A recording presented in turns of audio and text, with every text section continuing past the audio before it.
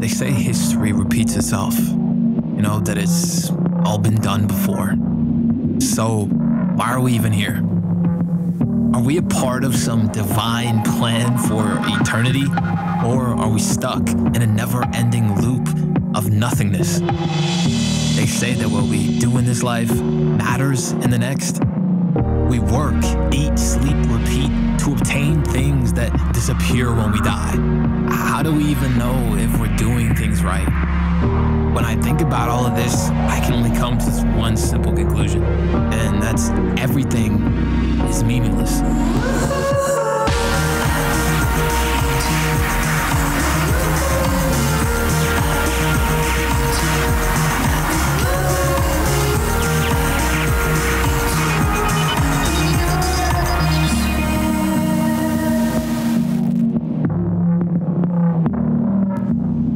What's up, everybody? You guys good?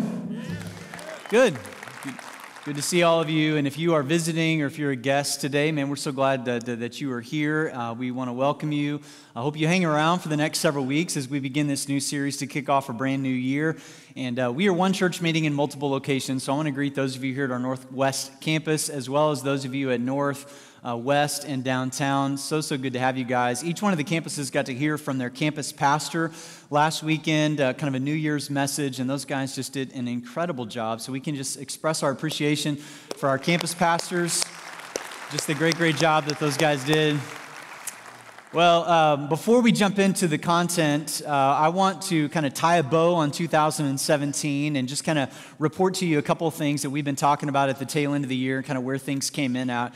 We had nearly 800 people go all in last year in 2017, put their trust in God and follow Jesus, and they made that public through baptism, and that just never gets old. We celebrate that stuff around here all the time, and we had 23 Christmas services across 4 different locations. I just recovered yesterday. But we had a little over 16,400 people that came to our Christmas services, which was just incredible to see. And I heard so many stories from so many of you just telling me about that coworker, a family member, or friend that you invited, and they came, and just the experience that they had. And really, the people that I just want to say thank you to are those of you that served, those of you on staff and volunteer. There was over 1,000 of you that served in every area to make those services possible and special. And you just represented Jesus really well to all kinds of people that came to any of our campuses. So I genuinely want to thank you for that. And yeah, we can give it up for everybody who served. And then I was talking to you about our year-end giving all month long, and we were talking about what we were wanting to do with that. We're going to be planting churches in Peru. We're kind of seeking out what God wants us to do to meet the needs in our own city. And so I just want to give you 3 numbers, all right? About 18 months ago, we put a budget together for 2017, and we estimated it to be somewhere around $16 million for the year.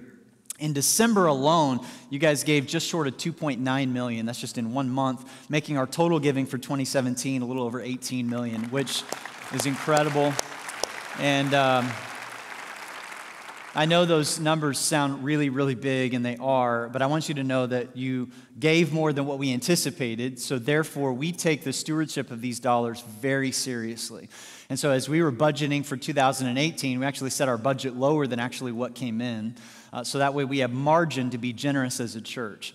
And we are going to be planting these churches in Peru. We are leaning in to say, okay, God, too much is given, much is required. And so how can we meet the needs of foster care, families, adoption needs in our city? How can we step up and be a blessing? We are praying about and pursuing opportunities on the west side to get our West Campus into a permanent facility within the foreseeable future. And so West, we have not forgotten about you, all right? We know that you're setting up and tearing down in a middle school, and so we're seeking out those opportunities, and then we're praying about when and where God wants us to launch our next campuses. And so I just want to thank you for your ongoing generosity, because what your weekly ongoing generosity does is that it enables our church to be able to speak to needs as they arise. And we know that there's going to, unfortunately, in 2018, There's going to be some tragedies. There's going to be some hurricanes and some wildfires and just some things that are going to pop up. And as a church, we want to be able to speak to those things and be a blessing all over the world. And my desire is that we would have the kind of church that everybody in our city is grateful that we are here, even though they don't believe what we believe. And that they would go, you know what, every time they would meet somebody from Traders Point, they would go, I don't know that I believe what they believe, and I don't value what they value. But those are some of the nicest, genuine, authentic, gracious people that I've ever met in my life. In fact, they're the best tippers in the world, and they just seem to be so genuine and real. And I would love for this verse to be true of everybody in our church and our church collectively. Proverbs 11:25, that the generous will prosper, and those who refresh others will themselves be refreshed. And so when you like give to a need of somebody and you feel good about it, that's what that's talking about. It's this idea of being refreshing. And so I want to thank you for that. And then lastly, I mentioned this a few weeks ago, that we were going to take our staff and elders the first week of this year to pray and to fast, asking God to reveal some things in our individual hearts, and then asking Him to kind of lead out in where He wants us to go as a church in 2018. And so this past week, we've been doing that. When I say fast, I mean refraining from something that we would normally enjoy, maybe a meal, maybe social media or entertainment, and take those moments that we would normally be doing that other thing and just redirecting it towards God and asking Him to guide our steps. And this past week is really powerful. Staff and elders were doing that. We opened up the worship center here at Northwest from 11 to, I believe, 1 every day just to do that. And about 3,000 of you signed up for the email subscriptions where we would send Bible reading to you, and it would kind of prompt those times. If you missed it, or if you'd like to jump in on that, you can go to tpcc.org/daily Bible reading, and we will send you verses to kind of prompt your own just personal time with the Lord. And I'd encourage you to take some time during the month of January to do that if you haven't already. All right? If you have a Bible or a Bible app, go ahead and meet me in Ecclesiastes chapter 1. It's in the Old Testament. And today we are beginning a new series of messages that I've been praying about for several months. I'm really, really excited about, called Under Review. And maybe you've heard that term on Monday Night Football, or maybe some other kind of sport where maybe there's a play that happens in real time and things move very, very fast when you've got, world-class athletes on a field or on a court. And you don't really know, like, what happened. Like, you're kind of like, okay, that happened really fast. What call should we make, right? So was he inbounds or out of bounds? Right? Was their foot on the line or behind the line? Was it an incomplete pass or was it a fumble? Well, I don't know. Depends on what team you're cheering for. And that's not very objective. So let's call a timeout. Let's put the play under review. Let's examine what happened so that we know what really happened, so that we know what to do next. And oftentimes the decision that's made when a play is under review, it can reverse the initial decision, or it's a game changer for the rest of the game. Now, for those of you that are not sports fans, relax. This is not a series about sports. I'm just borrowing the idea. And this idea can be true for almost anything in life. The policy, the application, the idea, hey, that thing needs to be put under review. What we mean by that is let's examine where we've been so that we can make a determination about the future. Here's how I want to say it all series long. We need to review where we've been so that we can know where to go. We want to review where we've been so that we can know where to go. And maybe you made some New Year's resolutions this past week. Maybe you made a set of goals that you want to go after during the new year, and I think that's fantastic. I hope that you achieve all of them.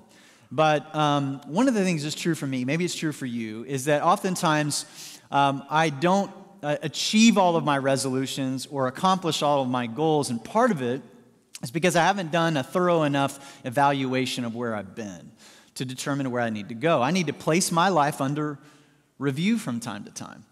And the Old Testament book of Ecclesiastes does this. And so we're going to be kind of walking through the content of this book of the Bible over the course of the next several weeks together. Now, Ecclesiastes, if you have never read it, is one of the most unique and complicated books in the Bible. In fact, I think that it even rivals the book of Revelation for being maybe one of the most difficult to read or to understand. But for very different reasons. Revelation is difficult to read and understand because of a lot of the apocalyptic literature that's in there. It's just apocalyptic literature is a literature that we just really don't use that much anymore, so it's very difficult to understand. Ecclesiastes is difficult to read and understand because of its structure and its tone.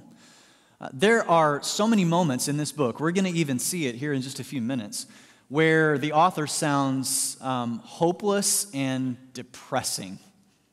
You're welcome, all right? We're going to spend multiple weeks in this. And there's going to be times when he seems moody and brooding and cynical. And if you'd never read Ecclesiastes before and somebody just read this to you like off a sheet of paper or off their phone, you probably not guessed that it was from the Bible.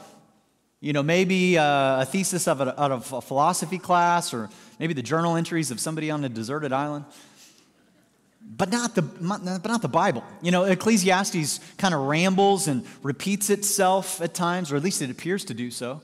The author has kind of a short attention span. Like he'll be ranting about something, and all of a sudden he's like, squirrel. And he like goes over here and he starts ranting about this thing over here, and you're just kind of like, man, it doesn't really seem to have much of a structure around it. It appears to be unpredictable and unexpected. There's a practical reason for this. The ancient Middle Eastern mindset would oftentimes communicate in such a way that's called spiraling. So we communicate kind of chronologically, like we communicate in a line. They were communicating in a circle. So he's spiraling around something, so it appears to be somewhat random. But there's also, I think, another reason, is that Ecclesiastes just kind of mirrors life. Life's kind of like that, isn't it? It's just kind of unexpected, and at times it seems to kind of ramble, and at times it kind of seems to repeat itself. And what I love about Ecclesiastes is that it just says it like it is. There's no filter. It just places it out there, and for that reason, and maybe that reason alone, some of you are going to love this, and some of you won't. All right? There's a bunch of scholars that actually say that they believe that this particular book of the Bible was written with non-believers in mind first. Meaning that if you're not a Christian, if you're not quite sure what you believe about God or where you stand with Him, there's going to be a lot in here that I think that you'll really resonate with. But regardless of where you may be in that whole spiritual journey, I think that it's going to have wisdom for all of us. This is one of the books of wisdom literature in the Bible. And so the author is giving us, wherever you may be on that kind of spiritual journey, he's going to give us some wisdom. And so let's start in chapter 1, verse 1. He kind of identifies himself without telling us his name. He says, "These are the words of the teacher, King David's son, who ruled in Jerusalem." So he's telling us who he is, but he never specifically gives us his name. Now, one of the reasons why it's important to understand who wrote this is because when you know who communicated it, then you kind of know, it helps you with the interpretation. Sort of like, have you ever gotten a text message from somebody and you don't have their name in your contact list? And it's just like a random number that pops up on your screen, followed by a short paragraph of a text, and you have no clue what they are talking about? And so you kind of very tentatively type in, "Who is this?" And they go, "It's your mom, stupid," right? Or whatever, right? And as soon as they text back their name, you go, "Oh, this makes sense. Now that I know who wrote it, now I know how to understand it." Well, it's the same thing with the book of the Bible.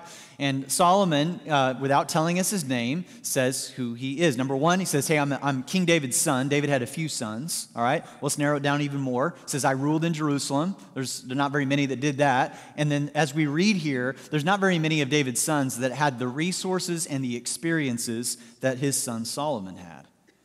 See, next to Jesus, Solomon was the wisest man to ever live. But that does not mean that he didn't do some very foolish things. And he did. He wrote over 3,000 Proverbs. He wrote 1,005 songs in the book Song of Songs. He oversaw the building of God's temple, which took him 7 years. And get this, he had 700 wives and 300 girlfriends. I don't even know how you keep up with that, right? Valentine's Day would have been a nightmare, okay? So the point in mentioning all of that is that he's got there was no limitation to his resources and to his power and to his experiences.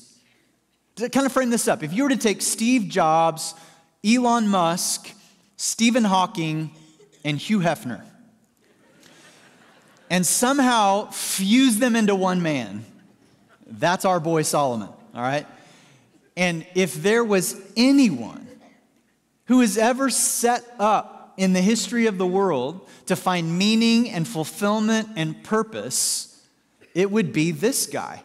He had acquired volumes of knowledge. He had amassed vast amounts of wealth. He had pursued all of these incredible experiences, and yet he still came up short.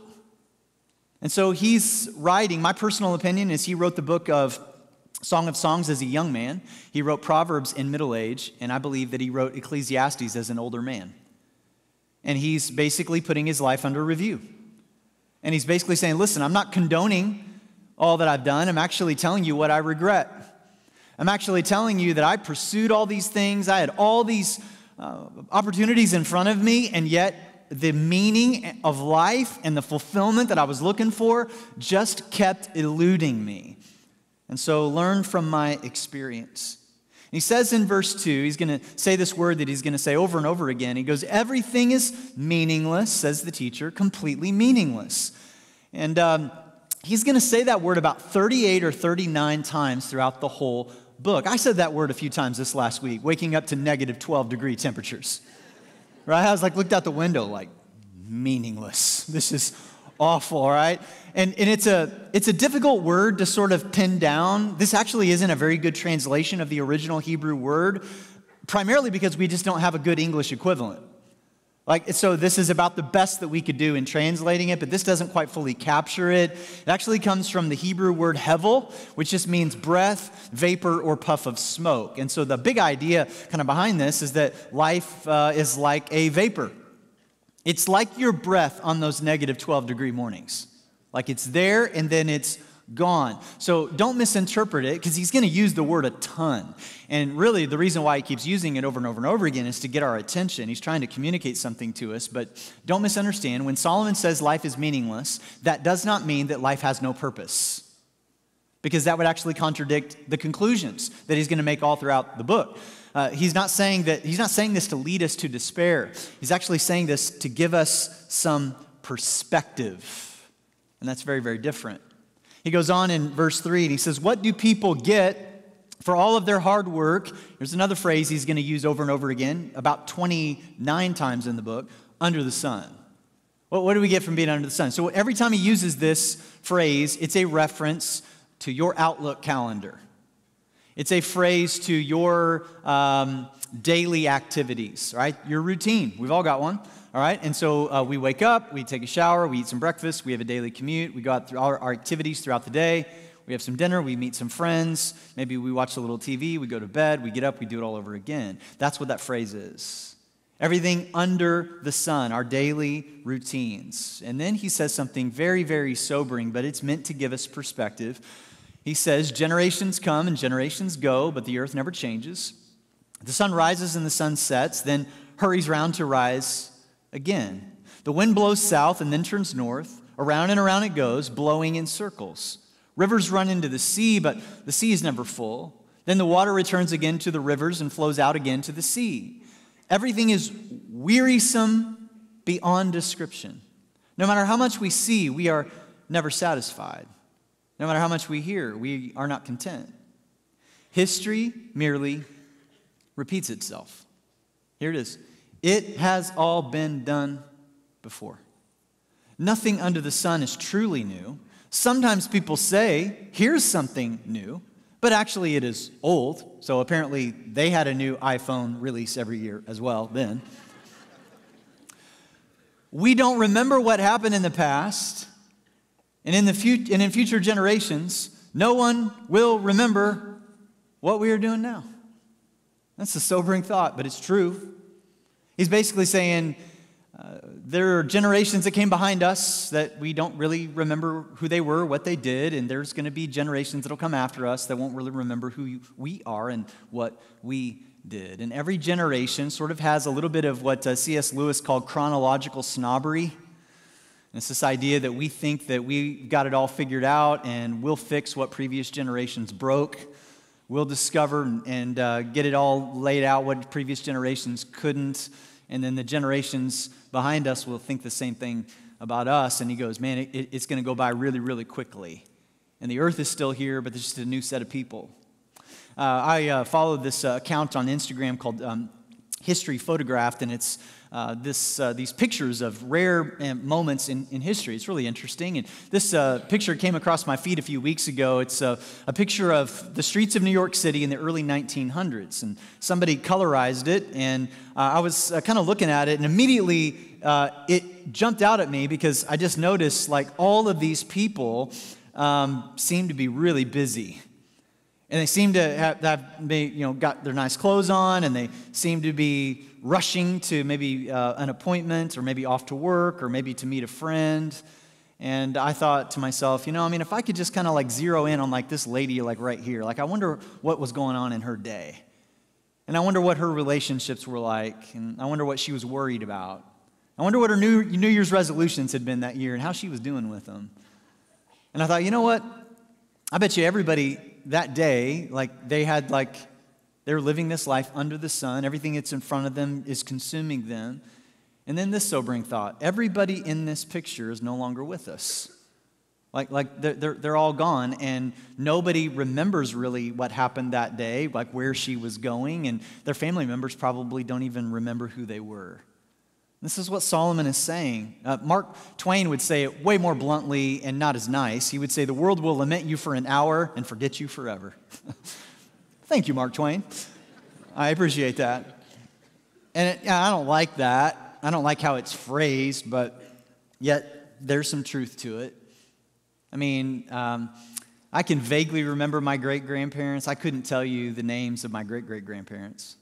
And you probably couldn't either. And even if you could, and if you did like the Ancestry.com thing over the holidays, that doesn't count, all right? But even if you could, could you tell us what they enjoyed? Could you tell us what their laugh sounded like?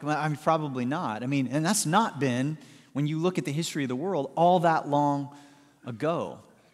And he basically just says, listen, this is true for everybody listening to this right now, regardless of how old or young you are. The reality is that within about 75 years from today, all of your knowledge that you've been acquiring will be lost to a bad memory. Your experiences will be forgotten. Everything that you've been striving so hard to acquire will end up in somebody else's hands, a garage sale, or a garbage bag. The people at your funeral, they'll come, they'll mourn, they'll pay their respects, they'll say a few nice things about you, at least we hope they do, but then they're going to rush back off to whatever they had going on that day, and then maybe later that night they'll forget all about you as they watch whatever they're watching on Netflix that night. And I know what some of you are thinking right now. You're saying, I thought church was supposed to be a happy place. Well, welcome to Depression Point Christian Church, all right, where we aim to please. Hey, I want you to hang with me because Solomon has taken us on a journey. He knows what he's doing. He is the wisest man to ever live.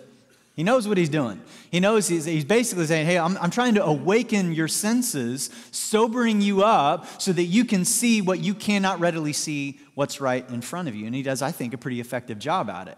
And then what he's going to do largely in chapter 2 is he's going to take us on this journey. He's going to say, hey, here was my life experiment. I had all these resources and opportunities in front of me. So I started to pursue where I could find meaning, fulfillment, and purpose. And he says, first stop was knowledge. It was the intellect. I thought, man, if I could just learn as much as I could, that's the secret to life. Look at what he says in chapter 1, verse 13. He says, I devoted myself to search for understanding and to explore by wisdom everything being done under heaven. And so back in 1 Kings, right after Solomon had become king, God gives him the opportunity to ask for anything that he wants. And instead of asking for a thing, he asks for wisdom. And God is so pleased with his answer that he gives him all the wisdom in the world and then some. In fact, God even says this to him in chapter 3, verse 12. I will give you a wise and understanding heart, such as no one else has had in your past or will have ever in the future, including you and me. In other words, nobody can rival the knowledge and the intellect that Solomon had acquired. He wins at Jeopardy every time. He aced his SATs, he got the full ride academic scholarship and all of that. And the point is that I know there are some very bright people listening to this right now at any one of our campuses. We have some very, very smart people, and that's fantastic. You're not as smart as Solomon. You're not even in the same ballpark. And listen to where his intellectualism led him. Chapter 1, verse 16, he says, I said to myself, look, I am wiser than any of the kings who ruled in Jerusalem before me. I have greater wisdom and knowledge than any of them. So I set out to learn everything from wisdom to madness and folly. But I learned firsthand that pursuing all this is like chasing the wind. I think somebody wrote a song about that. The greater my wisdom, the greater my grief. To increase knowledge only increases sorrow. And so Solomon said, look, I had all this wisdom, but I even actually tried to add to it by doing study on my own. And so Solomon read all these books, and he acquired all this knowledge, and he has a subscription to Wired magazine and 2 other science journals, and his brain is like a sponge absorbing all kinds of information because he thinks that by learning as much as he can, that's where fulfillment, meaning, and purpose can be found. And his conclusion was that he was chasing something that he could never fully grasp. It was like he was running after the wind and he couldn't quite get it. He would get right up to it and he would try to wrap his arms around it and it would evaporate right in front of him. And I think the reason why is because information never guarantees transformation. Now, information's not bad, but it never guarantees the transformation that you and I are looking for. There are some extremely smart people in the world today, but that doesn't mean that they are happy people. And knowledge very rarely has the power to change the human heart. Like, just because you know something doesn't mean that you're gonna do anything with it, or that it's gonna change anything about the way that you've been living. And the reason why I know that is because we all know some things that we never do. Just because you know some stuff doesn't mean that's gonna guarantee that it's gonna change anything about your behavior. So we all know that we shouldn't text and drive, but many of us still do. We all know that we should save more money for the future, but that doesn't necessarily mean that we are. Oh, we know about that apple cider cleanse. Oh, yeah. Everybody's talking about that. We ain't doing that. All right, I mean, we all know some things, but knowledge in and of itself doesn't necessarily change anything. And this is the conclusion that Solomon came to. And he goes, okay, I exhausted that pathway. That didn't lead to what I thought. So let me try something else in my life experiment. And so he says, what about if I just had a good time, right? And so he says in chapter 2, verse 1, I said to myself, come on, let's try pleasure. Let's look for the good things in life. In other words, let's have just an incredible party. Maybe that's where I can find meaning, fulfillment, and purpose. So this is starting to sound like some of your college years, isn't it? Like your freshman year, like I'm going to study. And then your sophomore year, you're like, let's just party. And so Solomon gets on his private jet and he heads off to Vegas for a weekend. He's down there in the snake pit at the Indy 500, drinking something out of a funnel and inhaling something out of a bong. And he assumes, like so many, that if he can smoke it, shoot it, slam it, sip it, or sleep with it, then he can find the satisfaction that he's been looking for. And so he decides to just saturate his life with as much pleasure as he possibly can. Wine, women, and song. And listen, Solomon doesn't just party. He partays, all right? And I know what some of you are thinking. Some of you are like, I'm not so convinced. I mean, I don't know, man. I mean, he's probably just not partying right, all right? I mean, if he were to come to me to some of my raves or the nightclub that I go to, I'd show him how to party, and then he'd actually find fulfillment. Guess what? You have never been to a party like the one Solomon threw. You read all about it in 1 Kings, talks about all the food that he had in his palace. Some scholars believe that he had upwards of 15 to 20,000 people in his palace on a daily basis. All they were doing was partying. Wine, women, the finest food, song, all of that. This was the conclusion that Solomon comes to in chapter 2, verse 1. He says, but I found that this too was meaningless. In other words, the party ended and he woke up the next day. And he was tired of waking up in the back of a chariot next to a stranger with a hangover and another bad tattoo. And he's like, you know what? This ain't working, all right? This isn't where I'm going to find meaning and purpose either. And it just left him feeling really, really empty. And so his life experiment leads him down another pathway. He says, okay, if the world of intellect isn't and if partying isn't, well, then maybe I'm just going to find my meaning and purpose in good old-fashioned hard work. And he becomes a workaholic. Look what it says in verse 4. He says, I also tried to find meaning by building huge homes. Notice there's an S at the end of that word. He didn't just build a home. He built homes. And I planted beautiful vineyards. So if you think you've got a nicely landscaped yard, Solomon's like, take a look at my vineyard. I made gardens and parks, and I filled them with all kinds of fruit trees, and I built reservoirs to collect the water to irrigate my many flourishing groves. Actually, these reservoirs, the craters of these reservoirs are still there today. You can go to the southwestern side of Jerusalem. There's all these craters in the ground. It's referred to as Solomon's pools, and it wasn't so much his swimming pools. It was his reservoirs to plant or to water all of the national parks and gardens and to provide water for all of these buildings that he built. And he basically comes to this conclusion in verse 8. He says, I had everything a man could desire. Could you imagine having that much power? That many resources to just go, man, whatever it is I desire, I can demand it and I can get it. And so Solomon threw himself into his work. That's what some of us have done. Some of us couldn't find it in the world of knowledge. Some of us couldn't find it in the party scene. And so we just said, man, forget relationships, forget all that. I'm just going to find my sense of meaning in my career, and hopefully that's where I'll get it. And in verse 9, he says, so I became greater than all who had lived in Jerusalem before me, and my wisdom never failed me. Anything I wanted, I would take. I denied myself no pleasure. I even found great pleasure in hard work, a reward for all my labors.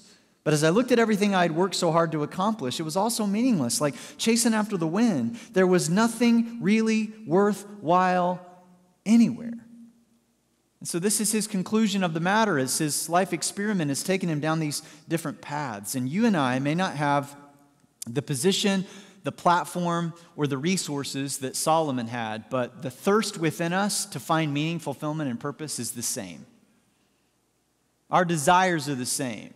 And so we're chasing after whatever it is might bring fulfillment into our lives. We're doing it even right now. Even this week, we will be doing it, and that's not a bad thing. God has placed that within you. God has placed that desire for something more within you. The question is, where are we going to find it? You ever found yourself just kind of restless and maybe bored, and you just like, I just need like a fix. And so you just like, say, well, maybe if I buy something, maybe if I find something shiny or new or upgrade that thing, and maybe it gives you a little bit of a fix for a moment, then it quickly dissipates because we're always in that mode of trying to fulfill that thing that is empty within each one of us. I mean, nobody's ever walked into their closet and said, well, man, I need a new pair of jeans because my last one just disintegrated. So, man, I need a new pair of jeans right now out of need. No. We go and we buy a partially disintegrated pair of jeans just because we need another fix. We don't buy things, most of us, out of need. We buy it because we're looking for something to bring meaning, fulfillment, and purpose in our lives. So I want you to finish this sentence right here. Maybe you pull out your phone, take a picture of the screen, kind of take this with you and just kind of meditate on this next week. But if I could only get more blank, then life would be better. And how would you finish that sentence? Now listen, there's no wrong answer here, just honest ones. And to be really, really honest, like where you are right now, beginning of 2018, and it could be a number of things, actually. I mean, it would be for me. And it's like, if I could just get blank, then my life would be better. And now we're starting to get at that thing that you're chasing after to give meaning and fulfillment and purpose into your life. And I'm just telling you that whatever you are filling that blank with, if it's anything under the sun, if it's anything finite, if it's anything that future generations will have forgotten about long, long ago, then it's not going to fulfill you. And the reason why I know that is because of these two little words right here. Once you get what it is you think will make your life better, we always ask, now what? Well, now what? Right? I finally caught up to that thing that I was running after, and I got it. Now what?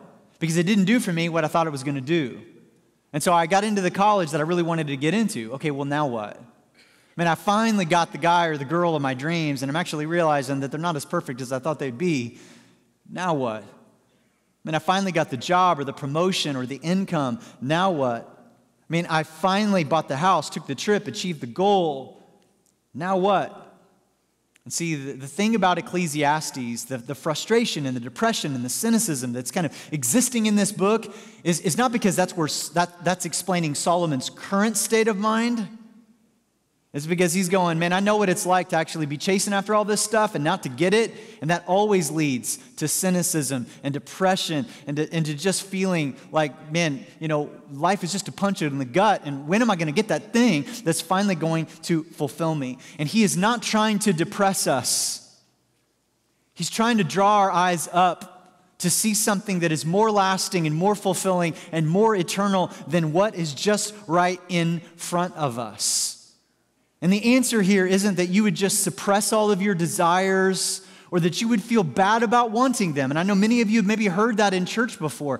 That is not what I'm going to say, and that's not the conclusion Solomon comes to. In fact, the conclusion Solomon comes to at the end of chapter 2 just might surprise you. Check this out.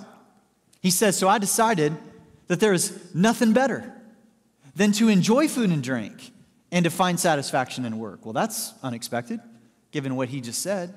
But then this next sentence is the key. Then I realized that these pleasures are from the hand of God. For who can eat or enjoy anything apart from him? And that's the key. What's he saying?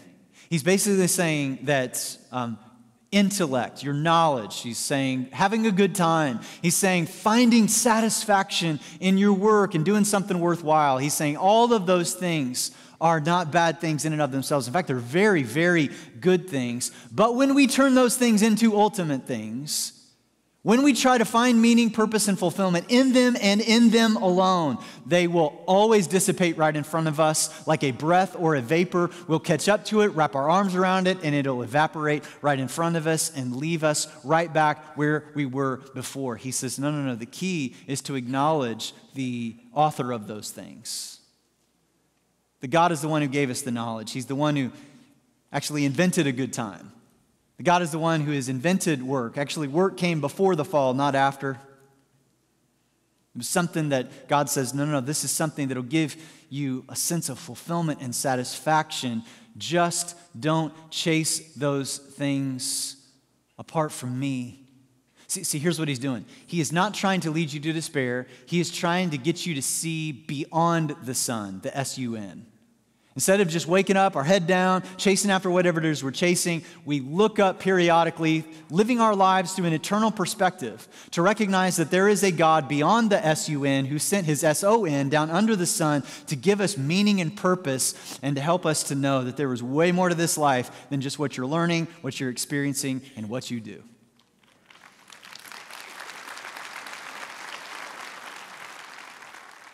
And maybe you've never heard that before. Maybe you just thought, I just thought that all this was just, anything that's fun, I should just stop it.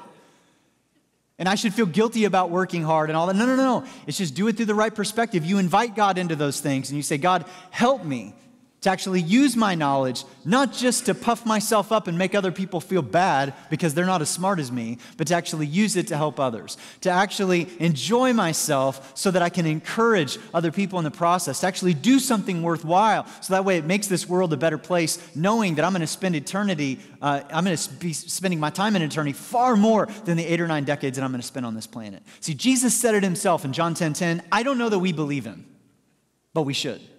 And Jesus says, the thief's purpose is to steal, kill, and destroy. Here's what we may not believe. He says, my purpose is to give you a rich and satisfying life.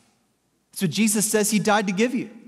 That's what he's offering to you. And this is why, as Christ followers, we should be the most joyful, most authentic, happiest, generous, gracious people on the planet because we are living our lives through an eternal perspective. Is life still hard? Absolutely. Will you have days where you'll wake up and shake your fist at those negative 12 degrees temperatures and say, meaningless? You bet. But we live our lives through an eternal perspective of a heavenly Father who sent his Son to give us something that we can never achieve on our own. So here at the beginning of a brand new year, can I just ask you, what words are you saying to yourself? You know what I'm talking about. The pep talk that you give yourself in the mirror every morning. The words you say to yourself in the car as you're driving to work. Where are you finding meaning, purpose, and fulfillment? God simply wants you to continue to lean into those things, to continue to pursue those things, but to his glory. And if you've ever wondered what that means, it just simply means acknowledging him and inviting him into those things. Because he wants to bring meaning to it. I hope you'll join us as we continue this journey in the next few weeks. Let's pray. Father, we come to you right now, and I thank you for this sobering book of the Bible that leads us to hope and leads us to joy.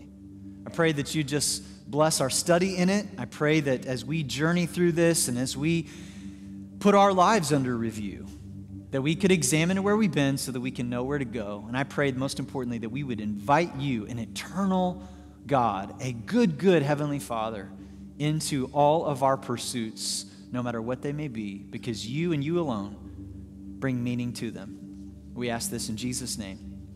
Amen.